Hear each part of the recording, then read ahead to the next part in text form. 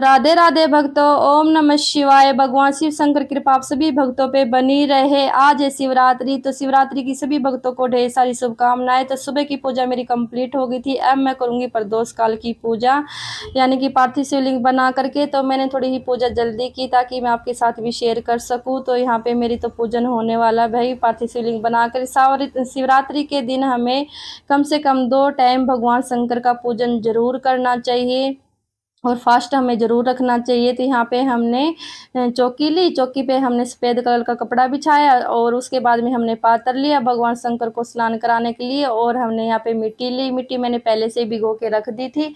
मिट्टी आप कोई भी ले सकते हो, किसी भी गमले से, बस जो तुलसी के गमले को छोड़ करके आप किसी भी गमले से मिट्टी ले सकते हो। तो यहाँ पे हमने पहले बनाया शिवलिंग, उसके बाद में हम बनाएंगे जलहरी।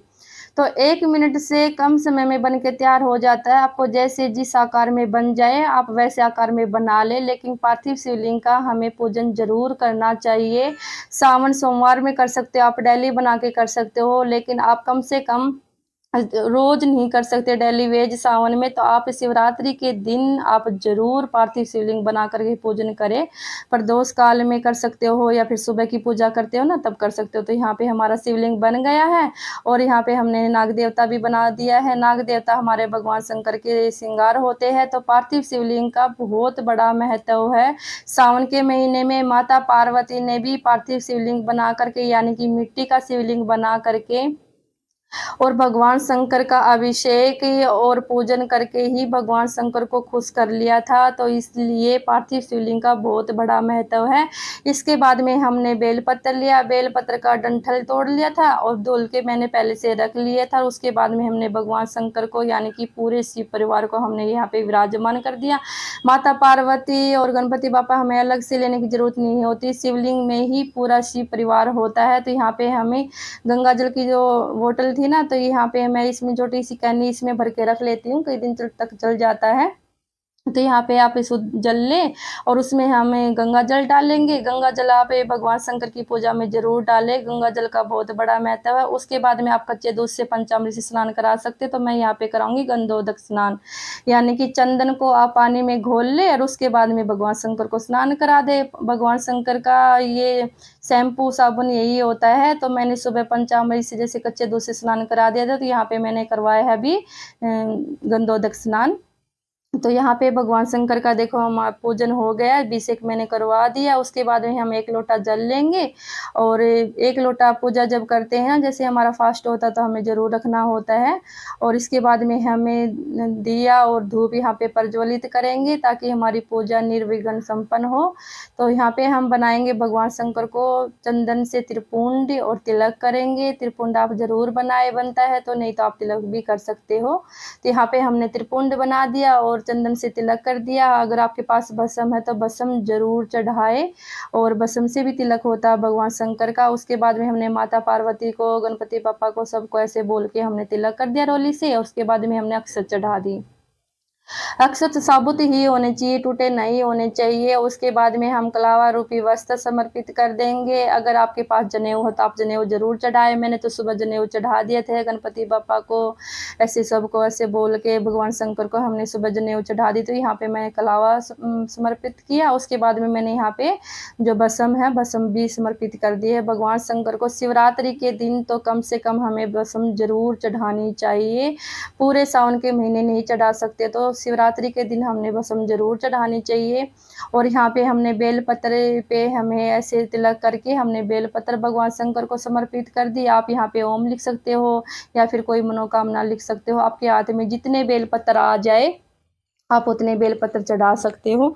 तो यहाँ पे सुबह मैंने आकड़े के फूल, आकड़े के पत्ते, धतूरे के फूल, जो कांटे वाला फूल आता है वो, पत्ते, भांग, बेलपत्र जितना भी होता है ना, वो सारा मैंने चढ़ा दिया था।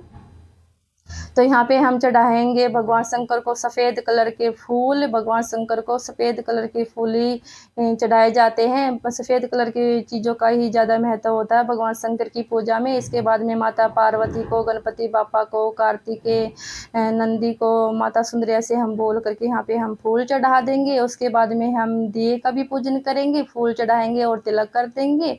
और एकदम जो सरल पूजा होती है ना भक्तों, वही करनी है हमें। और यहाँ पे हमने तिलक कर दिया दिए को भी। और फ्रंट कैमरे से बना रही हूँ मैं यहाँ पे वीडियो। कभी आप सोचे कि आप उल्टे हाथ से कर रहे हो तो यहाँ पे फ्रंट कैमरे में आपको ऐसा दिखेगा जैसे उल्टा लग रहा है आपको, तो लेफ्ट हैंड से ही दिखेगा है राइट हैंड से। तो यहाँ पे हम करेंगे भोग निवेदन। भोग आप कोई भी ले सकते हो, ऋतु फल कोई भी ले सकते हो, आप दूध से बनी मिठाई का भी भोग लगा सकते हो। उसके बाद में हम दक्षिणा जरूर चढ़ाएंगे। दक्षिणा हमारी पूजा में कोई भी कमी रह जाती है उसकी पूर्ति पूरी कर देती है। उसके बाद में हम इत्र की सेवा जरूर देंगे। भाई आज शिवरात्रि है, मैं तो डेली ही इत्र की सेवा देती हूँ भगवान शंकर को। और शिवरात्रि के दिन तो आपको पता ही है जरूर है। तो इसके बाद में हम सीधे हाथ में फूल लेंगे, आप अक्षत भी ले सकते हो और फिर भगवान शंकर की हम कथा सुन लेंगे शिवरात्रि की। आप शिव पुराण पढ़ सकते हो, शिव चालीसा पढ़ सकते हो, और जो फूल है वो भगवान के चरणों में हम ऐसे छोड़ देंगे। उसके बाद में हम धूप दीप दिखाएंगे भगवान शंकर को। और यहाँ पे हमने दिखाई धूप, और इसके बाद में हम दिया से हम आरती करेंगे। और आरती आपको जैसे भी आती हो ऐसे आरती कर ले। भगवान शिव शंकर की आरती आती तो आप भगवान शिव शंकर की आरती करें। ओम जय जगदीश हरे की आरती होती तो आप वो भी कर सकते हो ना, आप गणपति बापा की भी आरती कर सकते हो।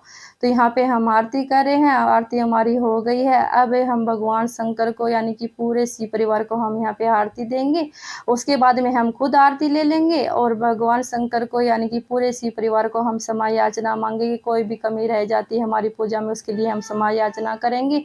और भगवान शंकर के पूरे परिवार के चरणों में हम ऐसे प्रणाम करेंगे। हम हमारी मनोकामना के लिए हमें ऐसे भगवान शंकर को हमने प्रणाम किया। उसके बाद में हमने जो पार्थिव शिवलिंग बना था, अब हमने इसको विसर्जन कैसे करना है। तो जब दीपक शांत हो जाए उसके 1 घंटे सवा घंटे बाद में इस पात्र को भर लीजिए पानी से। और आप किसी भी गमले में, जब ये घुल जाएगा शिवलिंग तो आप किसी भी गमले में डाल सकते हो, बस तुलसी के गमले को छोड़ करके। और दक्षिणा और जो आपने फल चढ़ाया है आप किसी की जरूरतमंद को आप दे सकते हो। यहाँ पे माता पार्वती को आप यहाँ पे श्रृंगार भी चढ़ा सकते हो, ताकि माता पार्वती सौभाग्य देने वाली होती है। तो ओम नमः शिवाय, राधे राधे।